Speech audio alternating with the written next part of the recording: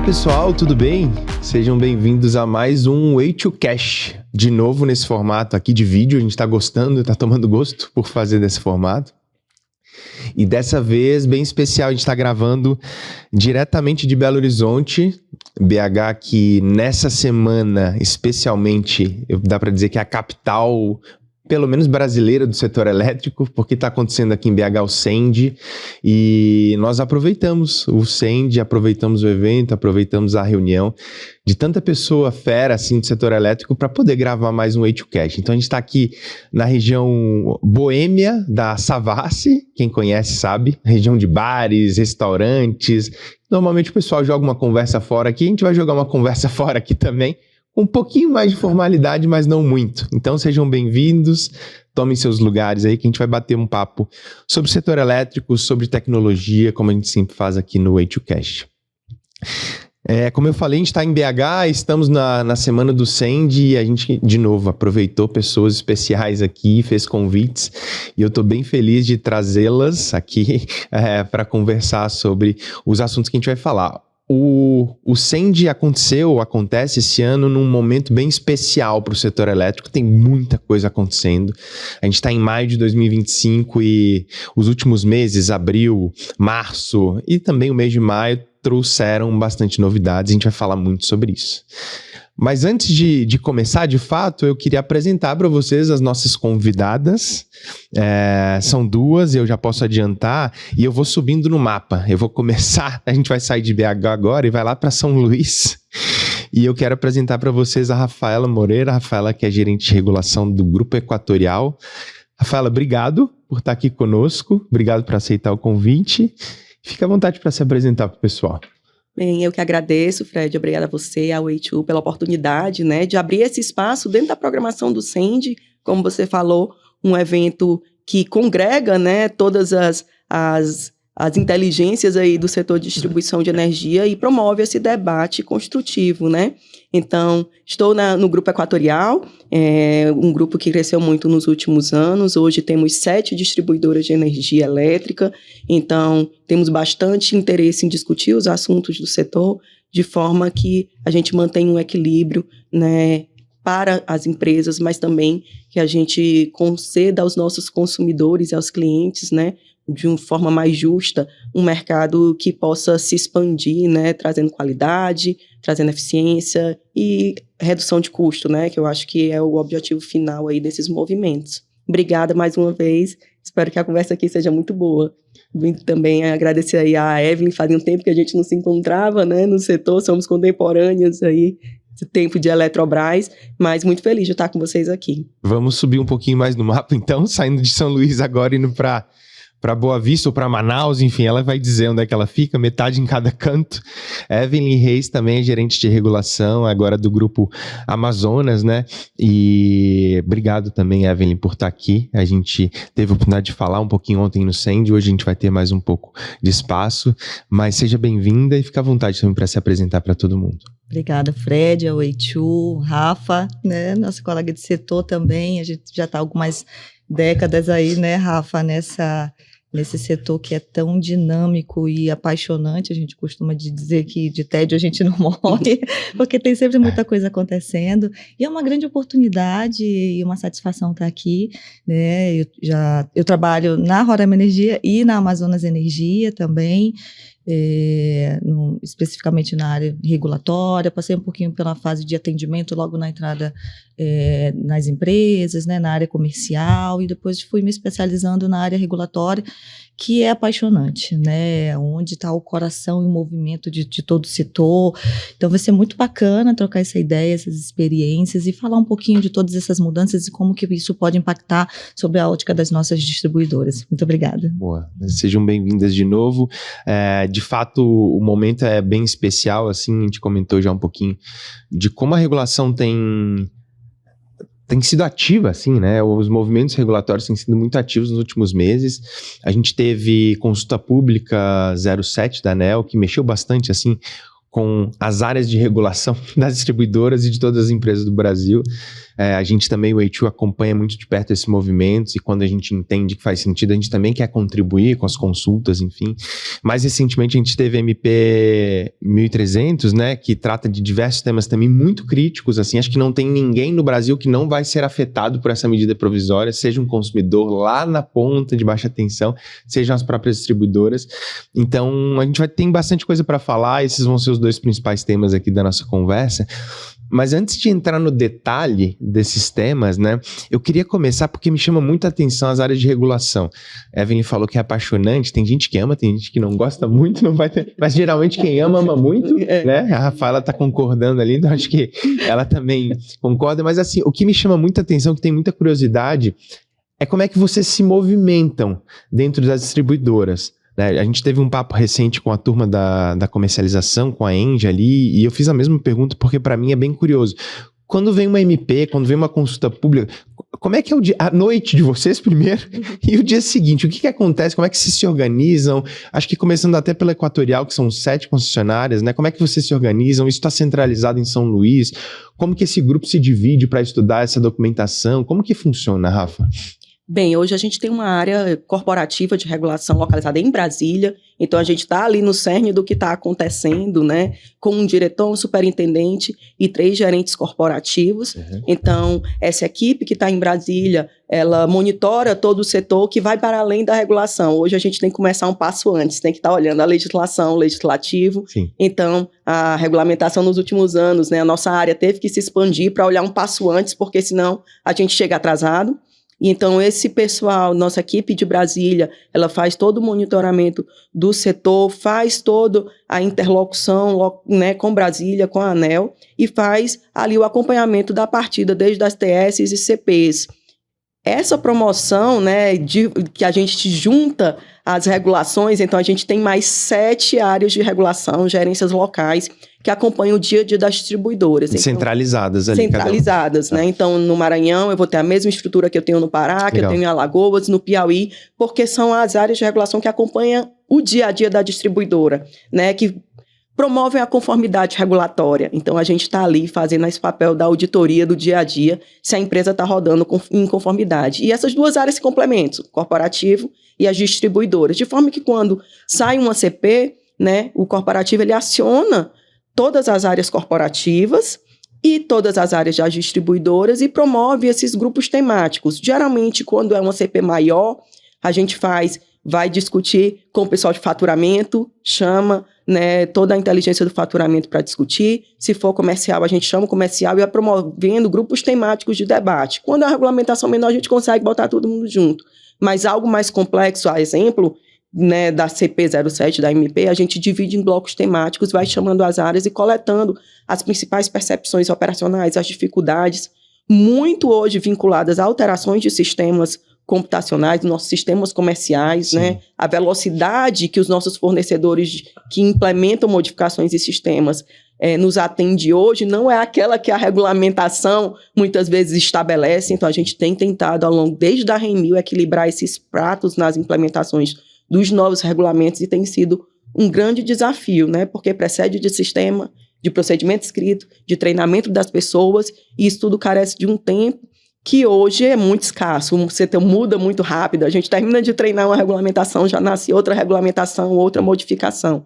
Então esse movimento tem sido desafiador nos últimos anos dentro da distribuidora, e a gente opera assim, então, mantendo a conformidade, né? Implantando os novos regulamentos, né? Pegando as percepções da área para poder levar isso de volta para o regulador e dizer, olha, aqui vai precisar de um contraponto, aqui a gente vai precisar ajustar, porque não dá para implantar dessa forma. Então, diminuir essa distância entre o mundo físico real, né, e o que está na cabeça ali de quem está em Brasília, né? Perfeito. Às vezes não vê o que está acontecendo na ponta, no Nordeste, no Norte, que são regiões muito específicas. Perfeito. E assim, você trouxe um tema importante porque os sistemas eles precisam acompanhar a regulação, né? As áreas de negócio precisam estar muito bem envolvidas, como você falou, a regulação puxa, mas o negócio da distribuidora acompanha. A gente tem um exemplo bom agora da mudança do envio de dados de medição do varejo ali, que começa agora no dia 1º de julho, e a A2 está se preparando também, falando de sistemas, enfim. A Equatorial agora ainda tem um desafio de regionalização também, né? Vários concessionários no Nordeste e no Norte do Brasil, mas também agora no Sul, então acho que isso torna um pouco mais complicado. Evelyn, no caso de vocês, é semelhante? Vocês também trazem um negócio para discussão? Como é que funciona esse dia a dia da regulação, principalmente em momentos de mais discussão, em momentos um pouquinho mais quentes do setor, assim?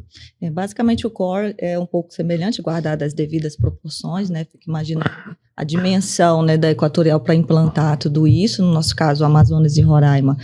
A gente também cria grupos temáticos, né, e o mais importante é esse monitoramento que a Rafaela comentou.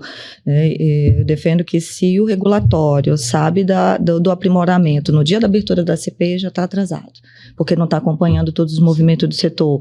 Então, a gente sabe que no dia a dia, nas reuniões públicas da diretoria, em movimentos paralelos, nas discussões que a gente tem no legislativo, muitas vezes até demandas que chegam, né, leads, né, do judiciário também são inputs para essas alterações de movimentos. Então, é um desafio muito grande para o regulatório dar conta desse cenário, né?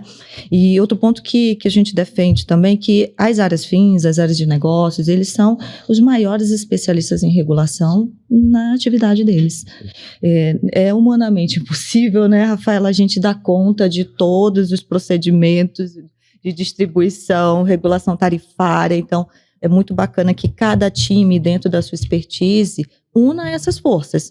Então, o time do faturamento, que é o grande especialista ali, ele também sabe interpretar uma nota técnica, ele acompanha o movimento, ele acompanha a reunião de diretoria, ele assiste os vídeos, vê como o regulador está entendendo aquele movimento. E quando chega no momento, né, que a gente vai observar a abertura oficial, a gente monta esses grupos temáticos e é extremamente importante ter essa visão multidisciplinar, né, e não ficar focado muitas vezes, pode ser uma simples alteração de uma reclassificação, alguma questão específica do faturamento, mas que decorre de alguma alteração na medição ou algum outro processo associado. Então, todos esses times, eles têm que entender na cadeia o que cada um vai impactar nesse processo, porque no final do dia, toda essa cadeia ela tem que ser sustentável. Sim. E cada um dentro da sua especialidade tem que trazer isso para a mesa. Então, a gente defende muito isso.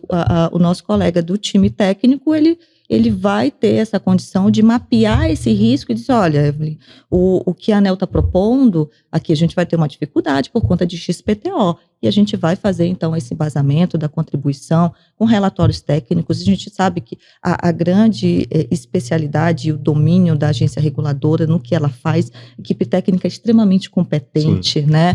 Então, não é de qualquer jeito que a gente fala com o regulador, né? Tem que ter dados, fatos, as comprovações, né? E defender o que a gente entende que é cabível para as nossas áreas de concessão, mas também compreendendo o papel do regulador e o desafio dele também, né, de tomar uma decisão que razoavelmente abarque todas essas particularidades. E que equilibre o Brasil inteiro, assim, né? A gente está falando da dificuldade, às vezes dentro dos próprios grupos, e o papel do regulador é justamente esse, acho que tem sido bem feito, mas é quase que uma balança ali, entre equilíbrio entre o consumidor e as empresas. As empresas, elas precisam funcionar, precisam ser rentáveis, mas o negócio também precisa funcionar para o consumidor final, e o regulador fica nesse meio do caminho fazendo um equilíbrio, uma balança mesmo. Exatamente. E aí, já entrando agora um pouco mais no detalhe, assim, de dois temas específicos, a gente falou sobre a Consulta Pública 07, com todo mundo que eu conversei, uma opinião unânime foi de que é uma consulta pública bem recheada, tinha muita coisa ali dentro. Documentos densos, assim, com bastante especificações técnicas mesmo. E aí dá para destacar aqui, primeiro, o Open Energy, que era um tema que não surgia há bastante tempo nas conversas, e, enfim, a ANEEL pautou e trouxe uma documentação interessante sobre isso, inclusive já recomendando datas. E dá para destacar a abertura de mercado também, algumas simplificações. A gente já falou aqui sobre envio de dados de medição, CCE atuando como uma agregadora de dados de medição, enfim. Eu queria que vocês trouxessem, na visão de vocês, assim, Amazonas e Equatorial, o que tá de mais importante nessa consulta pública? Tiveram diversas contribuições, mas o que vocês destacariam no lado da distribuidora, né? O que chama mais atenção, o que muda mais o dia a dia da distribuidora? No seu caso ali, Evelyn, o que você enxerga como ponto máximo, ponto grande dessa CP07? Eu acredito que especialmente as questões de faturamento, né, e de migração, e especialmente na forma que isso vai acontecer. A gente sabe que são movimentos que eles são necessários, né? A gente tem todo o avanço da tecnologia, a gente não tem nenhum óbice do que está sendo apresentado, mas a gente precisa sempre tentar construir com o regulador a melhor forma de implantar todos esses novos aprimoramentos que vão atender uma demanda de mercado, que vão atender uma demanda do consumidor, né? Então, a grande preocupação sobre a ótica da distribuidora, de fato, é o tempo para se fazer tudo isso, a gente ter condição. A gente sabe que essa CP é decorrente da 28, então foi uma conversa, né, que já tem se estendido, assim, dada a natureza e a abrangência das alterações, mas a gente sabe também que o movimento no dia a dia não para. Então, é um grande desafio, novamente, a gente fazer todas essas modificações, ao passo que eu estou ali, continuo atendendo meu consumidor, né, continuo de olho na operação. A distribuição é o grande coração do setor elétrico, o grande financiador das políticas, é quem atende o consumidor final, então é altamente regulado. Então, todas essas modificações, elas trazem um desafio ainda maior para que as nossas distribuidoras consigam refletir e avaliar a viabilidade da implantação nos prazos que o regulador sinaliza, e nosso grande objetivo é trazer elementos concretos para que sinalize para ele, olha, a gente entende que essa vai ser a forma mais segura, mais efetiva de implantar todas essas modificações. E o regulador, ele tem nos ouvido, muito importante todos os comitês, as reuniões, né? E eu acredito que está evoluindo para que a gente consiga chegar num denominador que busque esse equilíbrio, mas ainda tem um caminho a ser percorrido, que a gente tem que estar acompanhando muito para e passo todos esses sinais. Para que seja viável e, de novo, que essa balança ela seja equilibrada, né? E que a distribuidora consiga trabalhar com os prazos que estão sendo sugeridos, seja para Open Energy, seja para, enfim, mudanças que envolvam envio de dados de medição. Aí, Rafaela, eu queria te entender um pouco. A Equatorial sempre tem uma visão, e é pelo menos essa visão que eu tenho como fornecedor e de participar de algumas trocas com o grupo, sempre muito pró-mercado, assim, né? Uma empresa muito eficiente, sempre trouxe isso, e a gente vê os resultados, enfim. O que chamou mais a atenção de vocês na CP ali? Tem algum ponto que destacaria do lado da Equatorial que tem um impacto maior ou menor, ou que vocês botaram mais força, talvez com alguma contribuição também? Como que você enxergou a 07 ali? Olha, eu vou fazer, né, coro ao discurso da Evelyn. Eu acho que a gente também está preocupado com prazo. Eu volto a falar desse descolamento do mundo real para o mundo desejável. A gente entende que tem espaço para melhorar, para simplificar, sim, mas a gente sabe que migrar um consumidor dentro da distribuidora precede de alguns procedimentos. A gente precisa de encerrar um faturamento final, de avaliar uma medição que precisa ser adequada, às vezes precisa de uma visita técnica. Então, todo esse conceito do dia a dia, do lado da distribuidora, precisa ser ouvido, está sendo ouvido. Eu acho que a gente vai ter espaço para debate, para que a gente chegue na melhor forma de atender o consumidor. Então, a gente tem se preocupado, sim, com os prazos e modelos para que não extrapole, né, os procedimentos necessários de encerramento de um consumidor, para que a migração aconteça, né, de forma a não deixar um lastro ou um passivo para a própria distribuidora. Sim. Né? E esse tem sido um ponto da nossa contribuição. E também nós nos preocupamos com o ponto de partida do Open Energy, né? Que ele já nasça de uma forma saudável para realmente proporcionar o empoderamento do consumidor. Então, a gente fazer isso de forma centralizada na CCE, logo na partida, é muito importante, porque vai garantir ao consumidor a real escolha do que ele vai compartilhar ou não, se ele quer colocar dados de pagamento, se ele não quer colocar dados de pagamento, né?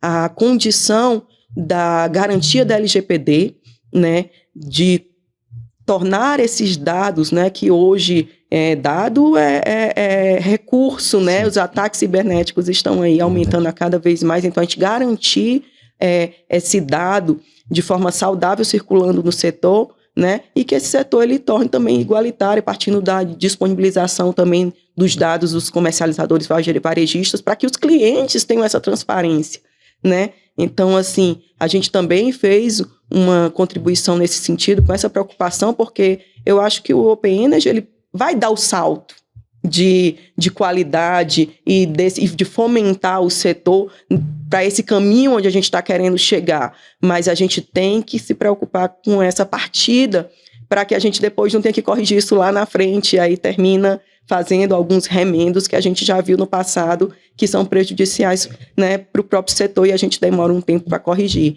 Então, a gente também fez uma contribuição muito robusta nesse sentido, né, coando aí essas preocupações para que a gente, de partida, já consiga estabelecer no Brasil uma transferência de dados, né, de forma mais saudável para todos os entes do setor. E Rafaela, pelo que está no texto, né, da nota técnica e pelo que veio de anexos ali relacionados ao Open Energy, os ajustes, na sua visão, são pequenos? É de fato ajustar um pouquinho a rota? Já nasceu legal o tema? Ou tem bastante coisa que poderia mudar, assim? E aí nem estou falando de prazo, porque o prazo, de fato, né, realmente os prazos que foram colocados ali, acho que eles não se aplicam e provavelmente são muito curtos. Mas os ajustes são mais finos ou tem alguma coisa que na sua visão precisa ser repensada, mais reestruturada mesmo? Falando de Open Energy aqui. Eu acho que a gente vai conseguir sair do outro lado. Legal. Entendeu? Legal. Acho que a gente tem, sim, alguns ajustes a serem feitos, mas tem um caminho que a gente vai conseguir conduzir para sair do outro lado, desde que a gente nasça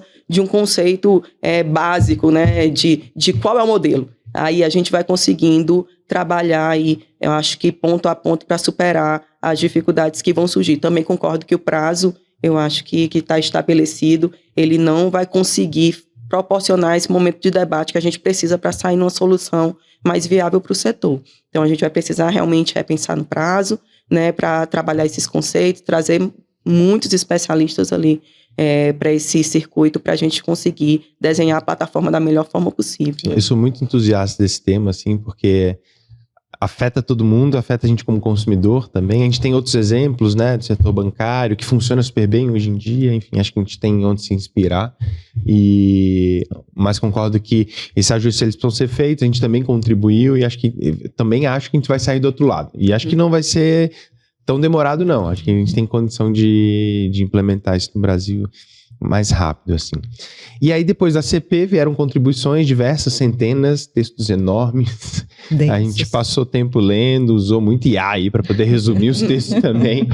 Mas veio logo em sequência a MP 1300, né? A medida provisória, dia 21 de maio desse ano. A gente está aqui no dia 28, então tem uma semaninha atrás. Já deu tempo de ler, para quem principalmente trabalha na regulação.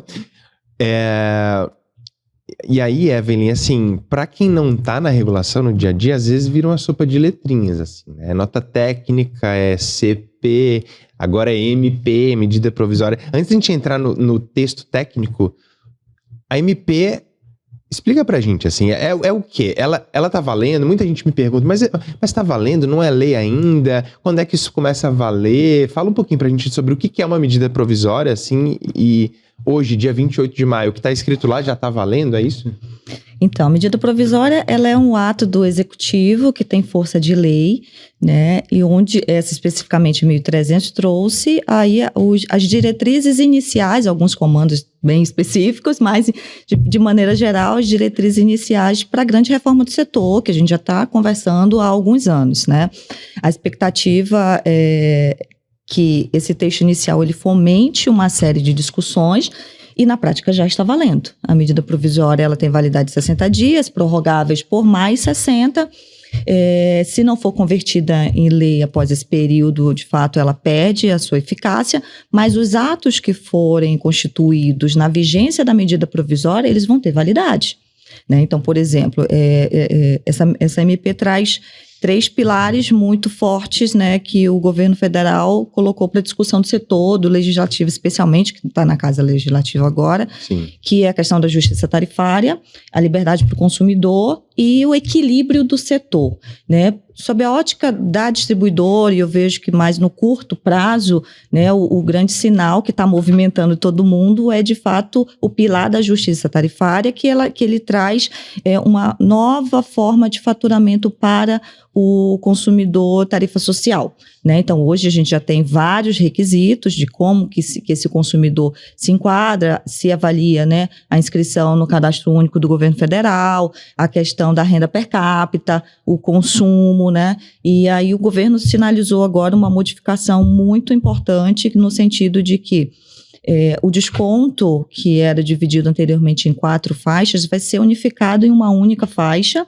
Então, a proposta vigente é que até 80 kWh a gratuidade é total. E um dos pontos que o governo sinalizou, que fundamentou essa decisão, é de fato tentar trazer um faturamento ou um benefício mais isonômico para os consumidores. A gente sabe que a gente tem um país continental, as tarifas elas são diferentes para cada distribuidora e para cada região, e a gente percebe que no faturamento anterior, na forma de aplicar o baixa renda anterior, de fato você tinha, não era,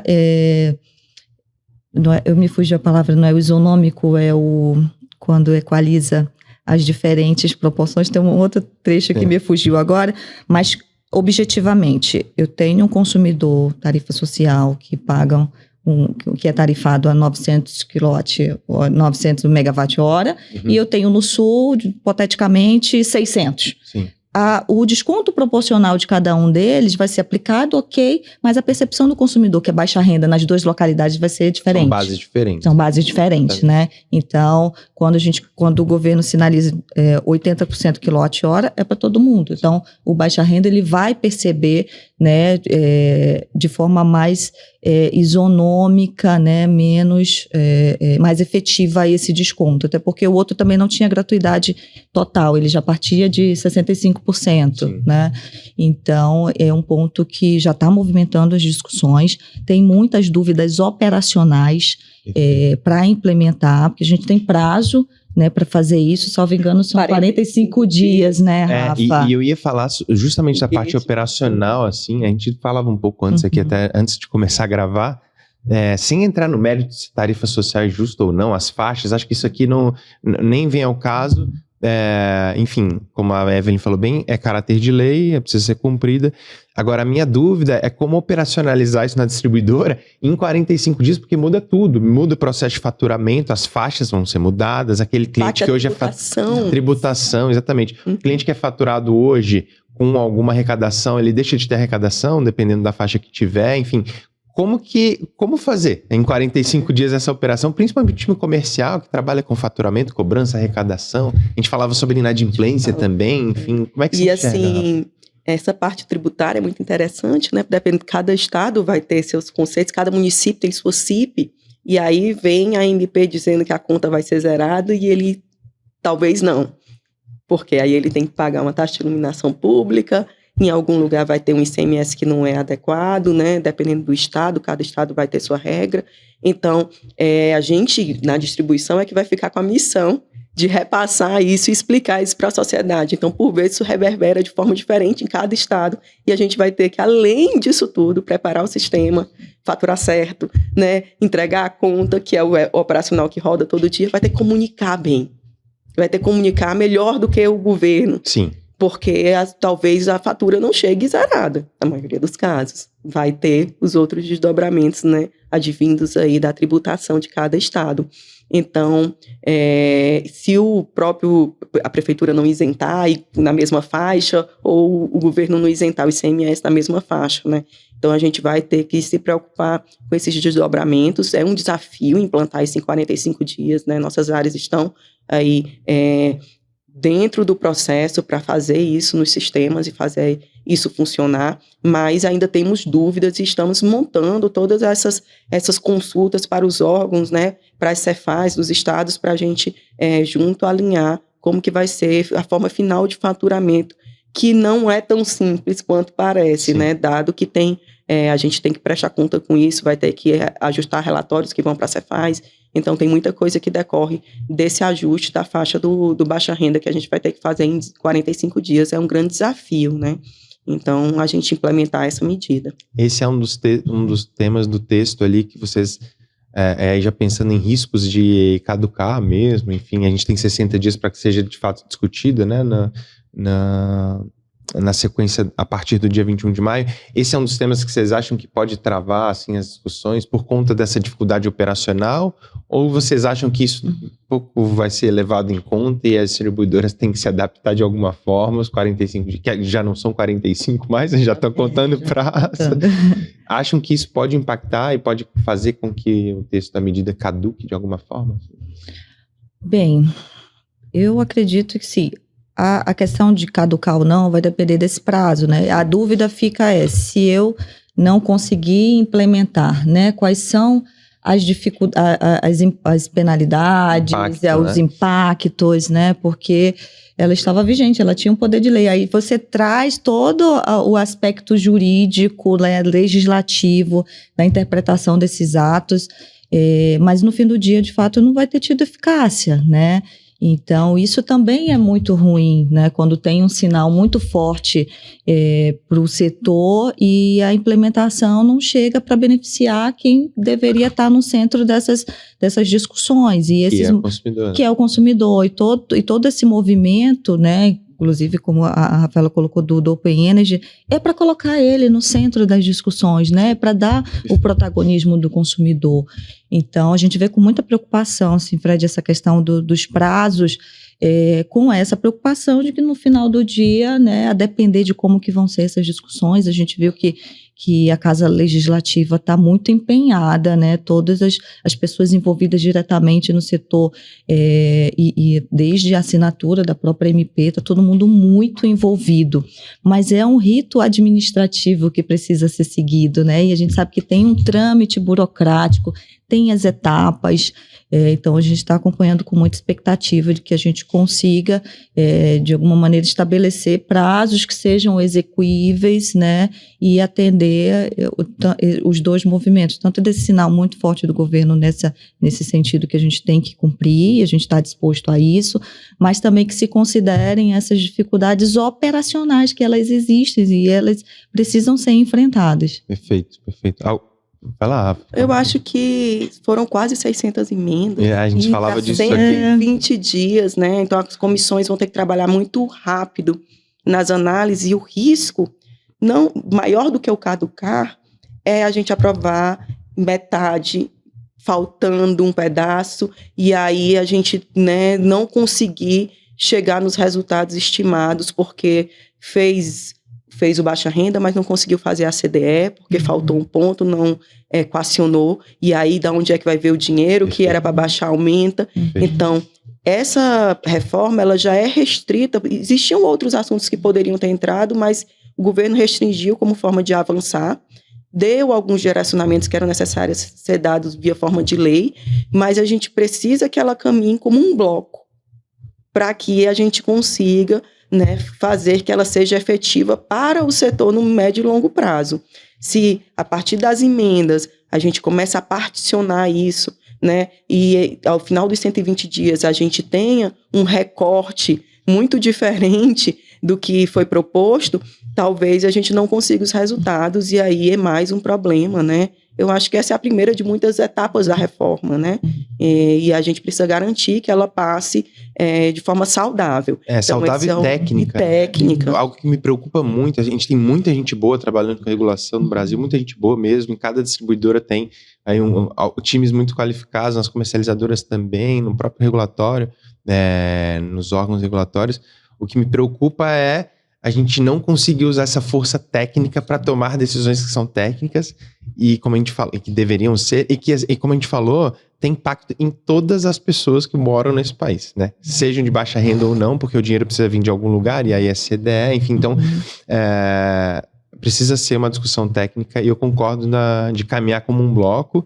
E aí eu volto a falar que também, além da CP07, a medida provisória, ela também tem muita coisa dentro de uma coisa só, né? E isso aí aumenta um pouquinho o risco de algumas aprovações não serem tão redondinhas como a gente esperava. E tem uma preocupação, até complementando, reforçando a fala da Rafa, que esse tripé, ele tem essa base muito fortalecida, especialmente sob a ótica também da modicidade tarifária, né? Então tem todo esse movimento, há uma preocupação de que, ok, mas com essa nova forma de aplicar a tarifa social, vai ter aumento para os outros consumidores? A expectativa é que, no mínimo, seja equilibrado com outras questões que estão na MP. E se não avançar, né? Se avançar só o aspecto da tarifa social, quem que vai pagar essa conta, né? E como que a distribuidora vai sinalizar isso? A gente tem uma responsabilidade muito grande nessa comunicação com o consumidor, né? E aí, para o consumidor, seja ele baixa renda ou não, começa a ficar um pouco mais difícil entender, porque, de novo, não é tão simples como simplesmente está no texto. Né? Tem um monte de coisa por trás. Outra coisa que está dentro da MP, e essa bem esperada por todos, é a abertura do mercado para todos os consumidores, né? Grupo B em geral. Até de certa forma antecipada ali, falava-se em 28, foi puxado um pouco para 27. Esse tem um tempo um pouco maior para as distribuidoras se prepararem.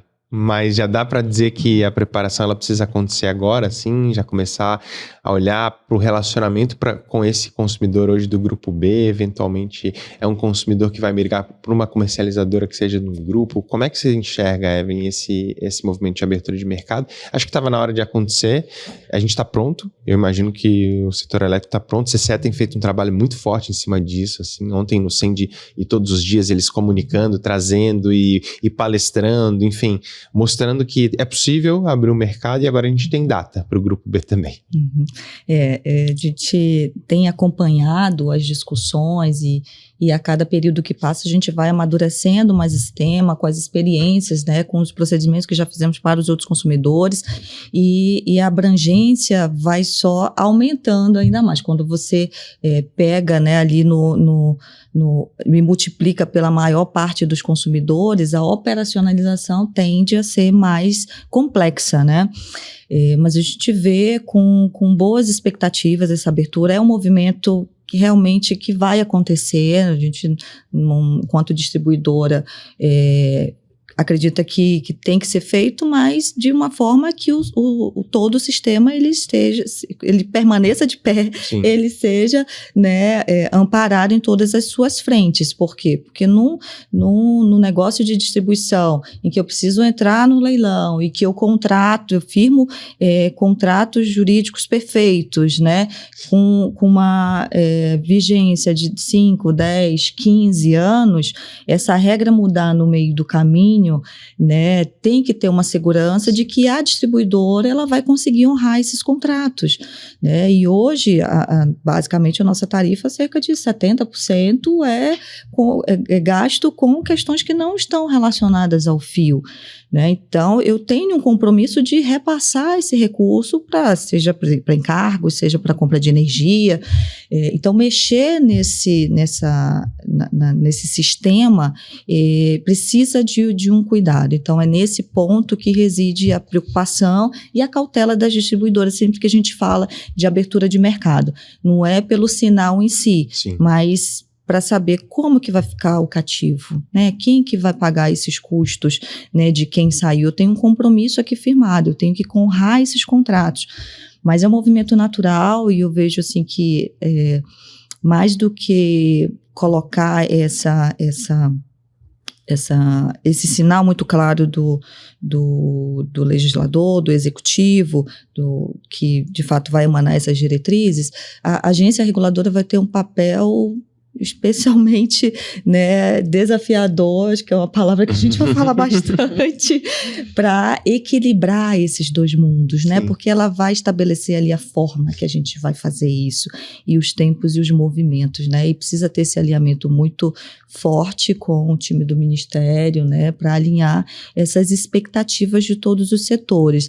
Mas a gente vê de forma muito positiva de que a cada passo que a gente está ficando mais maduro nisso, né? A gente vê que a própria agência e o Ministério têm feito várias imersões também para conhecer o mercado de outros países. Vocês fizeram uma missão também muito bacana, né, para entender como é que funciona lá, o que eu posso reproduzir no Brasil, né? Então, isso tudo vai retroalimentando esse processo. Então, a grande preocupação é com o tempo das coisas, de a gente não adiantar um mercado que talvez, embora eu concordo com você, você tem feito um trabalho fenomenal, né, muito competente, capacitada, mas isso precisa precisa de um tempo também, né? A gente vai digerindo, avançando e fazendo essas análises. Ok, dei mais um passo, como é que movimentou, como é que o sistema equilibrou, Sim. Vamos para o próximo agora e vamos todos juntos, né? Sem deixar nenhum setor, aspecto operacional que não seja visto. E o salto é de dezena para milhões, né? Imagino que Bastante. migrem em Roraima e também no estado do Amazonas, dezenas, centenas de consumidores hoje. A gente vai partir para milhares e depois milhões. Acho que tecnicamente, como a gente falou aqui, existe uma preparação bem adequada, assim, para essa migração do grupo B. Você trouxe o viés jurídico, realmente contratual, que é bem importante, precisa ser levado em consideração. E tinha uma outra coisa que assim, eu sentia muita falta que não aparecia nas CPs e nas MPs da vida e que agora veio, Rafa, e que eu queria a sua opinião sobre isso, que era a temática do supridor de última instância ali, né? Que a gente imaginava que seria um papel assumido quase que naturalmente pela distribuidora, mas para abrir o mercado, esse papel é um papel importante que seja bem definido, porque o que vai acontecer com o consumidor quando aquele contratado dele não conseguir cumprir com os compromissos, né? Isso vai acontecer, né? A gente precisa ser realista, isso vai acontecer. Quando a gente fala de mercado aberto, vão ter empresas que vão conseguir ou não cumprir com seus compromissos. E aí a MP traz e coloca no colo ou direciona para o colo da distribuidora. Que bom que isso está no texto, mas eu queria um pouco da sua opinião também de como que a distribuidora recebe, né, essa sugestão de ser ali uma supridora de última instância e se isso traz um desafio adicional para planejamento, enfim, como é que vocês enxergam isso? Nós, né, nesse primeiro momento, estamos fazendo todos os estudos, né, já vinha fazendo isso há alguns anos com a possibilidade, né, do desenho ser esse, mas ainda muito cautelosos, dado que ficou a bola na mão da ANEEL, né? Então, assim, a ANEEL vai ter que regulamentar, vai estabelecer os prazos, vai estabelecer a forma que isso vai ser feito no supridor de última instância e até a exclusividade, né? Se ela vai existir ou não. Então, eu acho que trazendo para esse fórum da ANEEL, né, tudo tem um lado bom e um lado ruim, mas tem um lado das discussões técnicas que a gente falou há pouco, né, da gente poder fomentar o debate técnico nessa casa, né, e poder criar as condições para que a gente opere o melhor serviço. Então, eu acho que tem o ponto positivo desse debate técnico ter descido para a ANEEL, e tem um ponto muito importante ali quando ele determina um encargo, né, dizendo que o encargo ali é aquele fornecimento temporário, e o encargo é direcionado para todos os consumidores do ambiente livre. Então,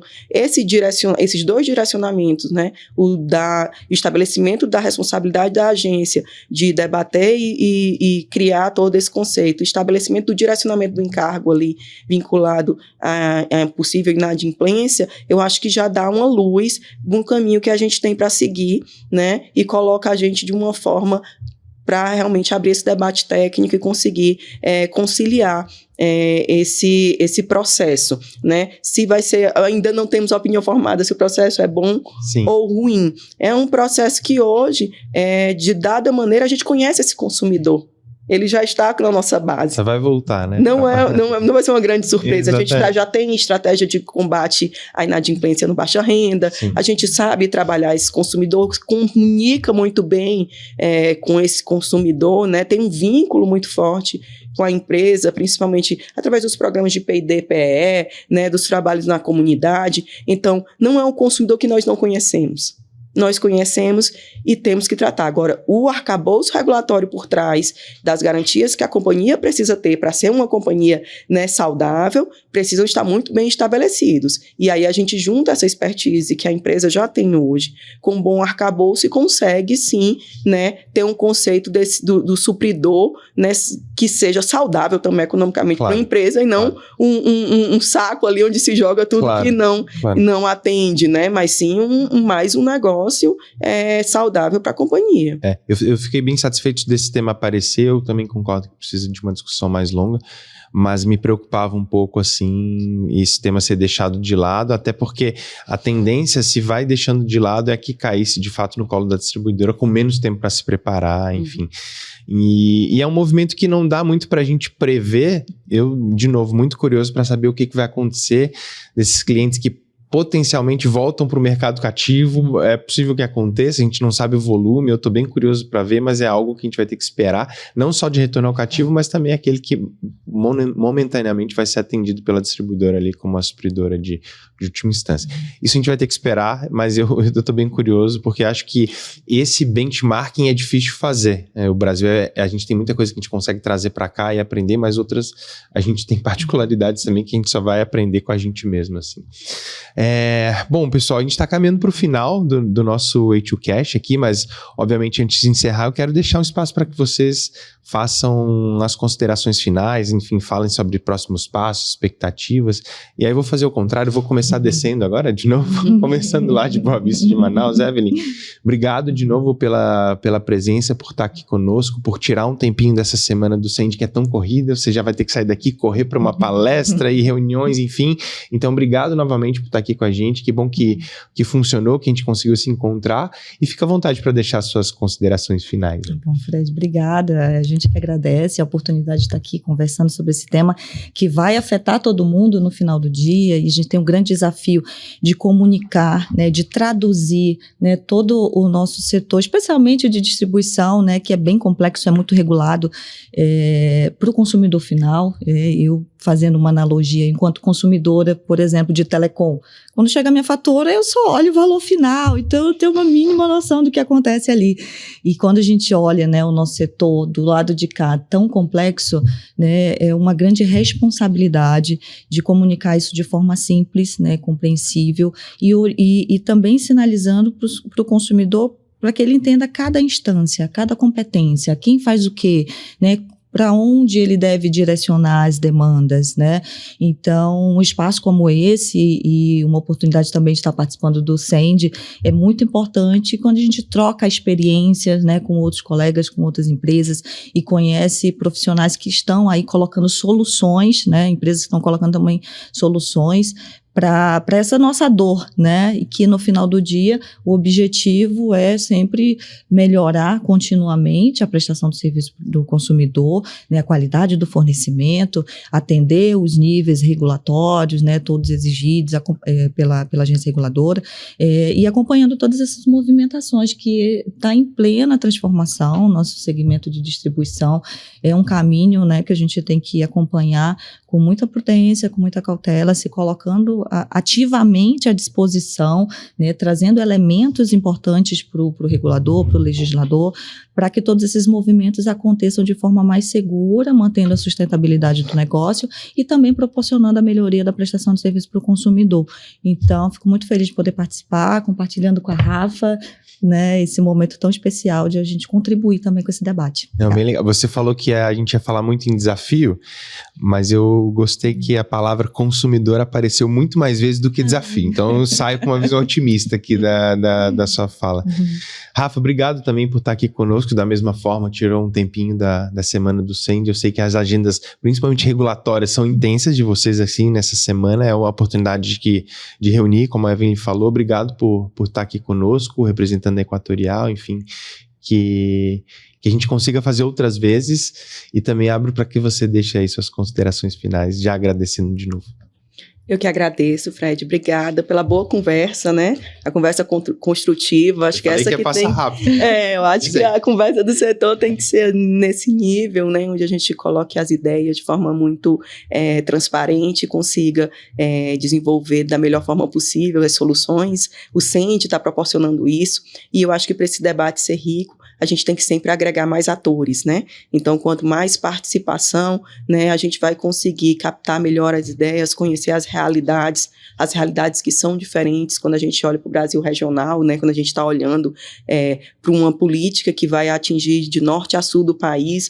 Então, a gente, como uma empresa, um grupo que está distribuído ali em todas as regiões, a gente sente essas diferenças e como isso impacta de forma diferente o consumidor final. Então, é importante trazer mais quanto mais atores melhores para esse debate, para a gente poder construir, sim, aquilo que vai ser o futuro, né, do setor elétrico. Acho que o Brasil está caminhando agora, sim, numa direção em que a gente começa a discutir os temas de forma mais consistente, saindo ali do que a gente estava há alguns anos discutindo, patinando, e parecia que ia amanhã e não fazia um grande salto. Acho que chegou o momento do salto, e para isso muito debate. Então, esse momento aqui é muito rico. O SEND, né, tem trazido insights valiosos ali no dia a dia, os trabalhos estão muito bons, as palestras, né? Então tem sido um momento muito rico, para mim também muito legal estar participando, e agradecer mais uma vez, fico aqui aberto, gostei do convite, gostei de participar,